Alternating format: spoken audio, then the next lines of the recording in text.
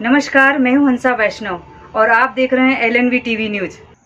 पत्रकारों के हित के लिए लगातार कार्य करने वाले journalist association of Madhya Pradesh की प्रदेश कार्य समिति की बैठक का आयोजन संस्कारधानी जबलपुर में ग्वारीघाट के समीप स्थित ब्रह्मर्षि बावरा मिशन के पवित्र आश्रम में किया गया। कार्यक्रम की मुख्य अतिथि और वक्ता संत ज्ञानेश्वरी देवी थीं, तो वहीं NUJI के राष्ट्रीय महासचिव सुरेश शर्मा, उपाध्यक्ष रविंद्र वाजपेयी और जंप के प्रदेश अध्यक्ष डॉक्टर आनंद शुक्ला, संदीप गहरवार, श्रीमती आभा निगम के साथ राज्यसभा सांसद सुमित्रा वाल्मीकि और स्थानीय विधायकों के साथ जबलपुर नगर निगम के महापौर ने दीप प्रज्वलन किया और कार्यक्रम का शुभारंभ किया। अतिथियों की मानवंदना हुई, स्वागत हुआ और उसके बाद आयोजन के प्रयोजन के संबंध में विस्तार पे बात रखी गई। वक्ताओं ने विचार रखे और पत्रकारों के विषय में उन्होंने चिंतन किया। वर्तमान में जो समस्याएं हैं, उन समस्याओं को दूर करने के लिए किस प्रकार प्रयास किए जाएं और क्या किया जा सकता है, इसको लेकर चर्चाएं हुई। सरकार से क्या अपेक्षा है और सरकार ने जो अच्छा कार्य किया उसकी सराहना भी की गई। मध्य प्रदेश सरकार के द्वारा वर्तमान में लिए गए निर्णय को लेकर धन्यवाद ज्ञापित भी किया गया। वहीं कुछ मांगे भी रखी गई। कार्य समिति की जो बैठक हुई, उस बैठक के दौरान कुछ विशेष बिंदु रखे गए, जिसमें रेलवे में मिलने वाला कंसेशन और जो नेशनल हाईवे है उसमें टोल पर छूट दी जाए, इस विषय को भी प्रमुखता से रखा गया। ज्ञात हो कि वर्तमान में जो समस्याएं हैं, वो समस्याएं पत्रकारों को लेकर बड़ी समस्याएं सामने आ रही हैं और पत्रकारों के हित को ध्यान में रखते हुए लगातार कार्य करने वाला NUJI और journalist association of Madhya Pradesh एक बड़ा संगठन है।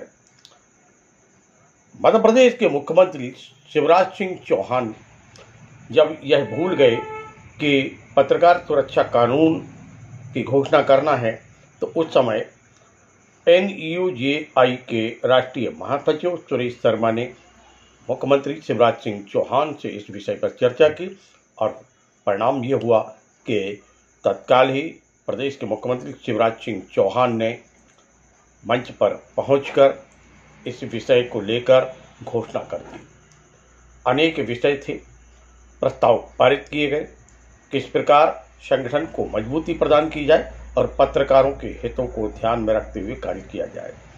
पत्रकार है और प्रत्येक पत्रकार की सहायता करना हमारा संकल्प है, इस बात को लेकर भी चर्चा की गई। पत्रकार पुरोहित जैसा होता है समाज में और उसको वैसा कार्य करना चाहिए, इस बात का उल्लेख है संत ज्ञानेश्वरी देवी ने अपने उद्बोधन के दौरान किया।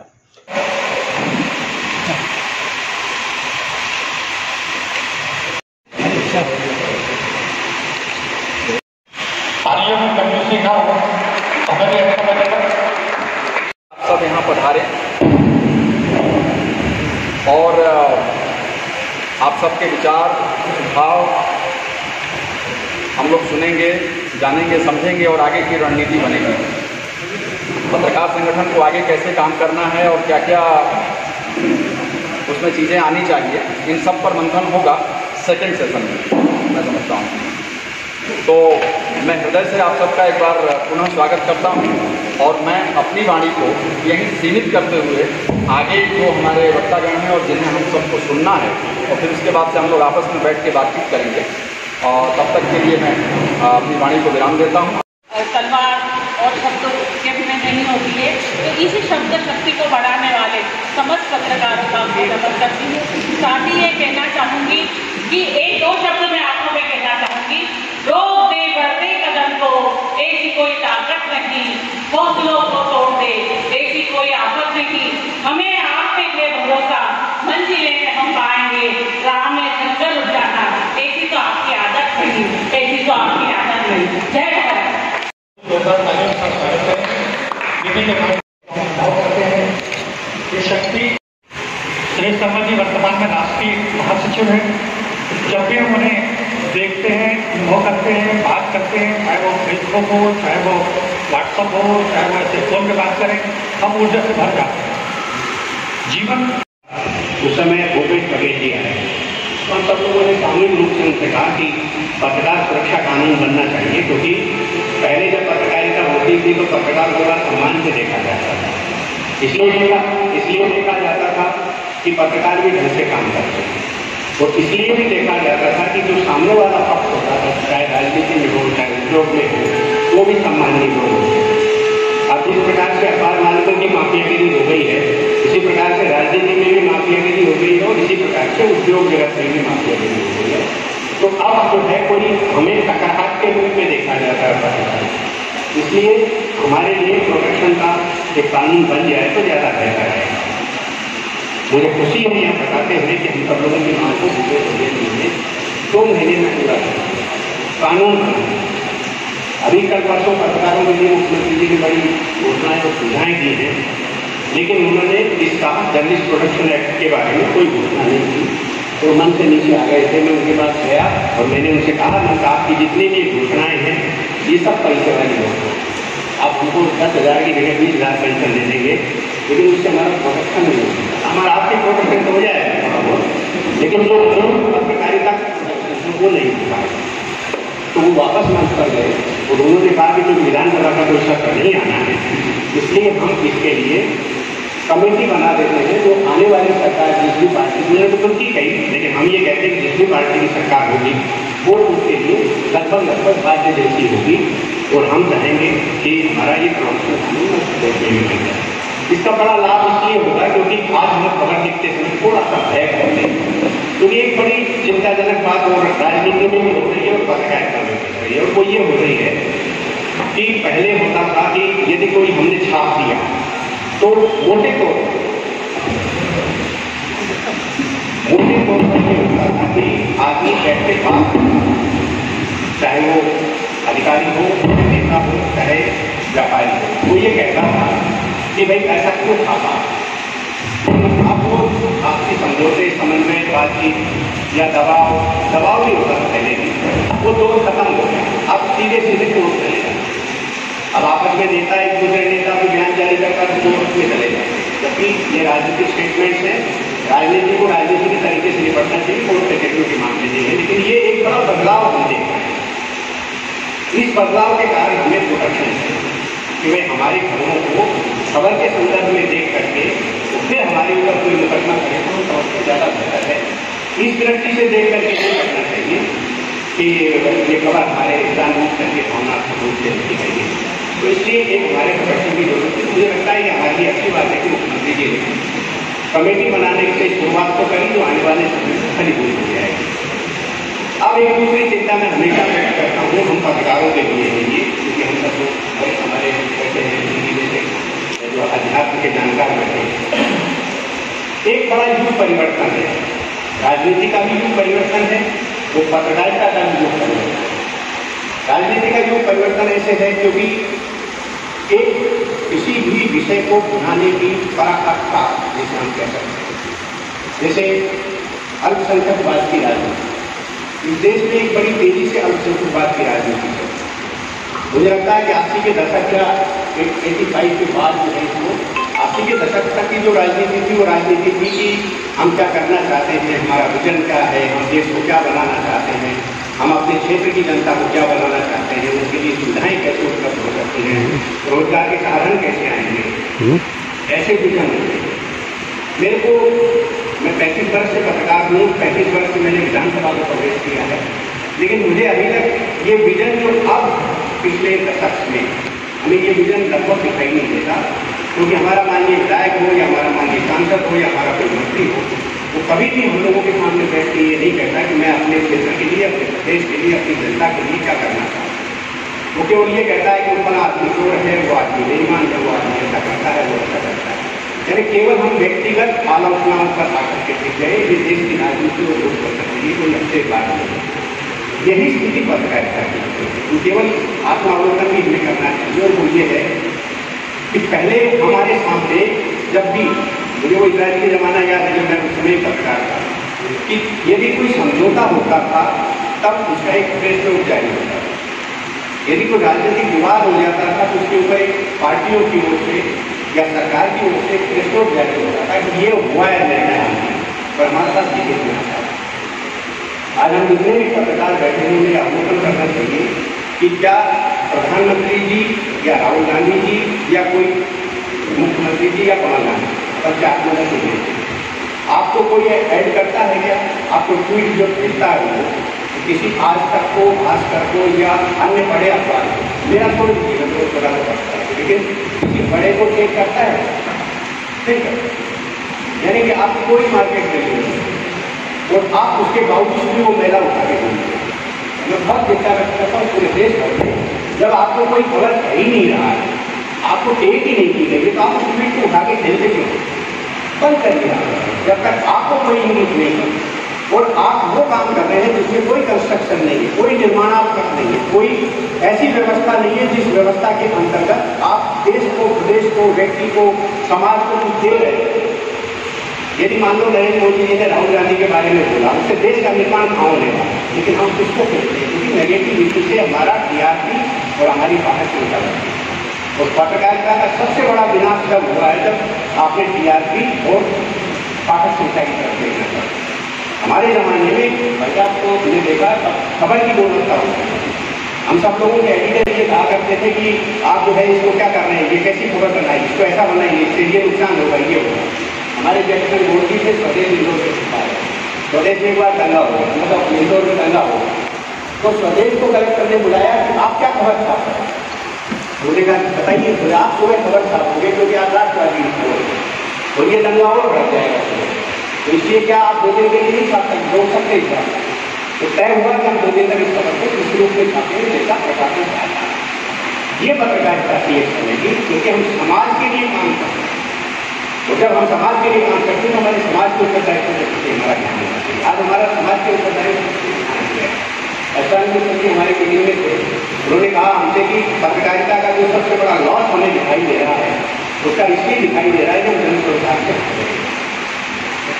जन सरोकार का अभिप्राय सीधे सीधे ये है कि हम जो खबर बना रहे हैं वो खबर, उसका लाभ जनता को होना चाहिए, किसी नेता को हो या ना हो, किसी राजनीतिक पार्टी को हो ना हो, जनता को उसका लाभ होना चाहिए, तब जन सरोकार की खबर है। तो ये हमारी रिस्पॉन्सिबिलिटी क्यों है जन सरोकार की? क्योंकि आज हमारे बीच में यदि हम न्यायपालिका को देखते हैं उसे प्रोटेक्शन मिला, कोर्ट ऑफ कंटेम्प्ट का कोई भी बोलेगा तो इमीडिएट बुला देते हैं और आजकल तो कुछ ज़्यादा ही बुला है।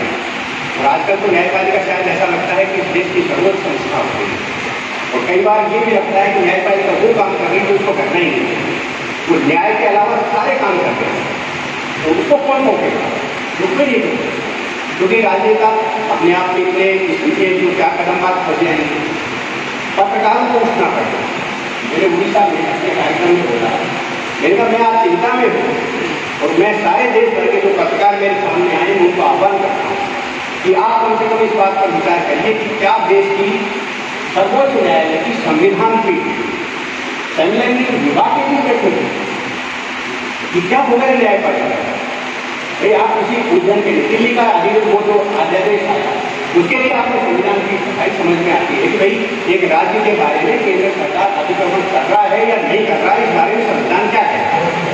370 का मामला है, उसको आप संविधान पीठ के तहत ला करके ये तय कर सकते हैं कि इसके बारे में क्या हो रहा है, सही हो रहा है, गलत हो रहा है। संविधान की जो व्याख्या की गई है सरकार के द्वारा वो संविधान निर्माण के समय से आज तक की परिस्थितियों में स्लाइड है क्या समझ में आता है। लेकिन समझे कि विभाग के लिए संविधान पीठ बैठेगी, इसका मतलब ही ये है कि संविधान पीठ यानी कि न्यायपालिका अपने अधिकार का दुरुपयोग करेगी। कौन बोलेगा? मैं कहता हूँ मीडिया को बोलना चाहिए, ठीक है, न्यायपालिका की मर्यादा है, उसकी बड़ी गरिमा है, पहचान हम कर देंगे, लेकिन किसी भी संस्था को, चारों स्तंभों को हम पत्रकारिता ही ऐसी है जो उदंड होने से हो सकती है। राजनीति को लिए आप बहुत देखते हो, ब्यूरोक्रेसी के लिए आप बहुत देखते हो, तो राजनीति को विशेषाधिकार कानून का, ब्यूरोक्रेसी को सरकारी कार्य में बाधा था, न्यायपालिका को कोर्ट ऑफ कंटेम्प्ट का। जब अधिकार मिला हुआ तो आपके पास क्यों नहीं? आपके पास केवल इसलिए नहीं है क्योंकि आप संवैधानिक मान्यता से नहीं है, आप जन मान्यता से कुछ करता है। तो जब आप जनमान्यता से सुशासन है तो आप जनता की मान्यता के अनुकूल बने रहना आपका दायित्व है। इसलिए आप जनता की बातों पे ध्यान दीजिए। नेताजी आपको चाहे तो बुला रहे नहीं बुला रहे तो चिंता बिल्कुल छूटना चाहिए। मैं तो चाय पीने नहीं जाता, मैं तो भोजन करके बुला रहे मैं नहीं जाता, सम्मान देता हूँ भोजन नहीं करता। उसका कारण यह नहीं है कि मैं भोजन करना नहीं जानता, उसका कारण ये है कि हम पत्रकारिता में उस रूप में नहीं देखते। दूसरी बात मैं पत्रकारिता के लिए कहता हूँ, आप सब लोग सोचिए, देखिए व्यक्ति यदि बात आगे बढ़ाएगा तब ये समाज में जाएगी। वो ये है कि आज जो ये हम माइक लेकर के खड़े हो रहे हैं, एक जमाना था कि आपको प्रेस कॉन्फ्रेंस के लिए सम्मान से बुलाया जाए। आज आप बेसम्मान से दरवाजे के हाथ खड़े हुए हैं, वो लेकर के आपको कोई नहीं पूछता, निकलते में आपको बाय बाय करके चला जाता है। तो आप अपने पतन के स्वयं जिम्मेदार होने की बजाय आप उस दिशा में जाइए जहाँ से आपका सम्मान था। आप इस दिशा में नहीं जाएंगे, आपके लिए तकलीफ होगी। मुझे लगता है आने वाले समय में हम सब लोग तो राष्ट्रीय स्तर पर हम सब लोग इस विषय पर मंथन कर रहे हैं कि हम पत्रकारिता की स्थिति को कैसे सुधारें, देश में कैसे वापसी हम पत्रकारिता की कराएं। क्योंकि लोकतंत्र में रोता हुआ डरा हुआ पत्रकार लोकतंत्र की रक्षा नहीं कर सकता। और मैं आज दावे से आप सब लोगों के बीच में बच्चे भी कह रहा हूँ ये बात कि कभी भी आप राजनेताओं के भरोसे और ब्यूरोक्रेसी के भरोसे आप लोकतंत्र को सुरक्षित रखने की बात करते हैं, क्योंकि वो केवल चुनाव जीतने की योजना बनाते हैं, उन्हें कोई इस चीज से लेना देना। मुझे बताओ कि कोई राजनेता ऐसा हो जिस भी नाम को ले लीजिए आप, जो चुनाव हारने के दम पर संकट के कारण कोई बड़ा फैसला ले। मुझे नहीं लगता कि कोई नेता होता है, केवल आप लोग लेंगे। और मैं अंत में एक बात कह करके, क्योंकि बहुत भर्ती करी जा रही है बात, अंत में मैं एक बात कह रहा हूँ कि एक पत्रकार हमारे किसी कार्यक्रम में आए तो उन्होंने कहा कि एक न्यायाधीश महोदय मेरे मिलने आए और आकर के उन्होंने कहा पत्रकारिता का बहुत पतन हो गया। तो उन्होंने कहा ऐसा कैसे? उन्हें बहुत पतन हो गया है। आप एक आप लोगों के बारे में ये धारणा बन रही है, आप लोगों के बारे में उन्हें 10 साल है। तो उन पत्रकार महोदय ने उनसे कहा देखिए बात आप मेरे घर आने आपका सम्मान करता हूँ, आपकी बात बहुत बेरोजगार है, इसलिए पूछ सकते हैं। लेकिन मैं आपको एक छोटा सा उदाहरण देता हूँ। यदि कोई राजनेता बड़ा निर्णय लेता है, उसकी सुरक्षा कितनी जल्दी बढ़ा दी जाती है, कितने दिन तक बढ़ा दी जाती है। कोई न्यायाधीश राम मंदिर का फैसला करना मान लो जानते हैं, तब उसकी सुरक्षा कितने दिन बढ़ाई जाती है? तब तक जब तक वातावरण शांत नहीं हो जाए तब तक उसको एक प्रकार से कष्ट नहीं रखा जाएगा। कोई भी ब्यूरोक्रेट आज किसी बड़े बिल्डर या जो बिल्डिंग गिराती किया है तो वो ब्यूरोक्रेट कितने दिन तक पुलिस कस्टडी में रहता है। लेकिन क्या बहुत बड़े बड़े मुद्दे लिखने वाले कोर्स से लगाकर आज तक के सारे मुद्दे लिखने वाले कोई पत्रकार को आपने प्रोटेक्शन लेते हुए देखा? किसी ने घेरा डाला, वो दूसरे दिन अगले अंक की खबर देने के लिए फिर से सड़क पर मार्केट में होता है, लोगों के बीच बैठा होता है। यही उसकी विश्वसनीयता है और यही उसका धन सरोकार है। इसलिए धन सरोकार की तरफ जितना जल्दी हम लौटे, जितना जल्दी हम लौटने के लिए प्रेरित करें। समाज में एक कौम होती है जिसे जो है लीडर कहते हैं, नेता नहीं लीडर वो होता है जिसमें सभी लोगों को सद्गुण की ओर ला करके अच्छे कार्यों में लगाने की क्षमता हो। इसलिए नहीं कि मैं मेरी खुद की बुराई कर दूँ, मैं दूसरी यूनियन की बुराई कर दूँ, ऐसा कर दूँ, इससे कोई काम नहीं करने वाला। आपके बारे में ये धारणा बनना चाहिए कि आप जो है इतना अच्छा दे रहे हैं जो सामने वाला भी नहीं देख पा रहा। जिसको हम स्पष्ट रूप से कहते हैं आपका अपना विजन होना चाहिए। आप अपने विजन के साथ वो जो लीडर है, यानी कि जो पत्रकारिता में यूनियन बनी है या अखबारों में संपादक लोग थे, एडिटर लीड्स बनी है, ये सब बनी है, ये सब लोग मिल करके जब ये विचार करने लग जाएंगे, क्योंकि आपको चुन करके हम यूनियन में इसलिए लेके आए हैं कि आप तो सक्षम लोगों में से एक, और जब 100 सक्षम लोगों में से एक व्यक्ति को भी सामने आता है चुन करके, तो वो व्यक्ति 100 लोगों के पहले नंबर उसका है। इसलिए उसको चाहिए कि वो प्रभावित करे लोगों को, और जो नुकसानदायक परिस्थितियां निर्मित हो रही हैं, चाहे वो समाज के लिए हो, राजनीति के लिए हो, लोकतंत्र के समग्र कहते हुए लोकतंत्र के लिए हो या पत्रकारिता के लिए, उसको हम कैसे दुरुस्त कर सकते हैं, इसके दिशा में चिंतन करना चाहिए। मुझे लगता है कि इस दिशा में सोचेंगे तभी हम वास्तविक संगठन हैं, तभी हम वास्तविक सरकार है। चंदा वंदा तो मिल जाता है, कोई भी नहीं देता है, पर आप खबर के दम पर यदि आपकी पहचान होगी तो मुझे लगता है वही वास्तविक पत्रकारिता और इसकी जरूरत है। यदि जरूरत की तरफ हम कल संकल्प हमारी साथ होगी वो दीदी जैसे आध्यात्मिक के व्यक्ति का मार्गदर्शन जो है हमारे लिए सार्थक होगा। राजनेताओं का तो मार्गदर्शन हम लोगों को मिलता है, किताब आपको मिलती रहती है, तो हमारा स्वभाव बन जाएगा। लेकिन फिर भी यदि अध्यात्म के लोग हमें कोई मार्गदर्शन देंगे तो हम उस मार्गदर्शन के बाद यदि हमारी सकारात्मकता प्रकार का कारण होगी तो लगता है ज़्यादा बेहतर होगा। आज ज़्यादा नंबर उद्देश्य था वो केवल इतना था कि आज पत्रकारिता ग्लैमर के पीछे आकर्षित होती जा रही है।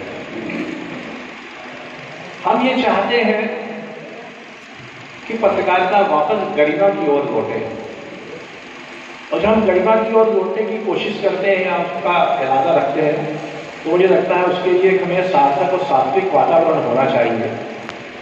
और ये भी मैंने कहीं पढ़ा है कि किसी व्यक्ति के व्यक्तित्व पर, उसके जीवन पर दो चीज़ों का बड़ा असर पड़ता है।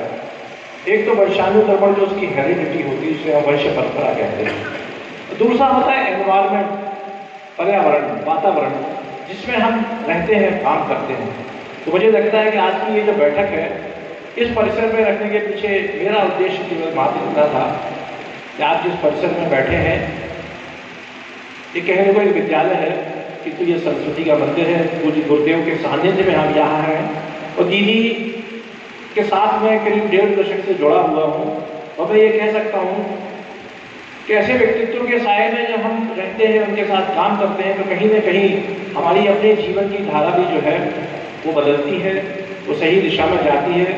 जैसा कि सुरेश जी ने कहा, भाई तरुण भी कहते गए कि आज पत्रकारिता को इस सही दिशा की जरूरत है, इस नेतृत्व जिस मार्गदर्शन की जरूरत है। मैं चाहता हूँ कि आज आदरणीय दीदी के माध्यम से हम सबको वो विचार मिलेंगे। मैं अत्यंत आदर के साथ बिना किसी औपचारिकता के दीदी को आमंत्रित करता हूँ कि अपने विचार।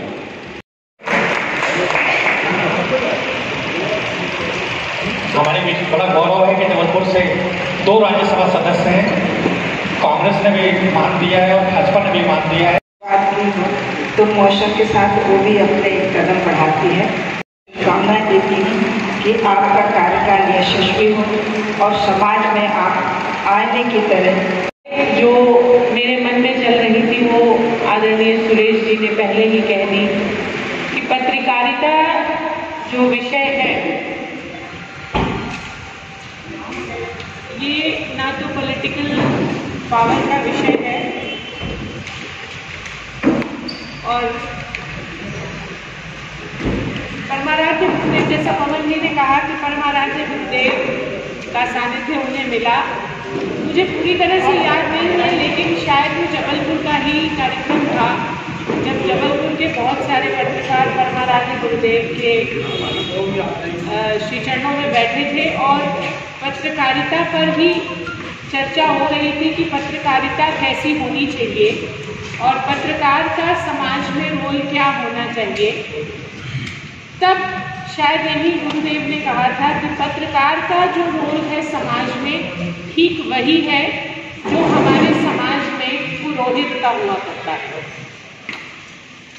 पुरोहित ने जो दिन, वार, तिथि, त्योहार हमें पुरोहित बताया करता था पुराने समय में। आजकल तो सोशल मीडिया और मोबाइल एंड्रॉयड ऐप्स आ गई हैं, उनसे सारे दिन बार पता चलते हैं और शायद उसी कारण कॉन्फ्लिक्ट्स भी बहुत ज़्यादा होने लगे हैं। परंतु पुराने समय में एकादशी कब है, संक्रांति कब है, पूर्णिमा कब है और अमावस कब है, कौन सा त्यौहार कौन से दिन किस तिथि को मनाया जाता था, हर व्यक्ति पत्रा खोलकर नहीं बैठता था। पुरोहित जैसा बता देता था, आम जनमानस जो है वो उसको फॉलो करता था। क्योंकि हर व्यक्ति को ग्रहों का और ज्योतिष का ज्ञान नहीं होता, इसलिए पुरोहित की बात को सर्वमान्य करके हर व्यक्ति उसी को फॉलो करता था और जैसे पुरोहित बताता था वैसे तिथि को स्वीकार करके त्योहार मनाए जाते थे और सारे रीति रिवाज मनाए जाते थे। ठीक वही स्थिति पत्रकार की समाज में है। पत्रकार को मैंने पीटीसी की भी और पत्रकार करने की तैयारी की, लगा के लिए दूसरा रास्ता चल रहे बचपन से वो रास्ता ठीक है, वो घर का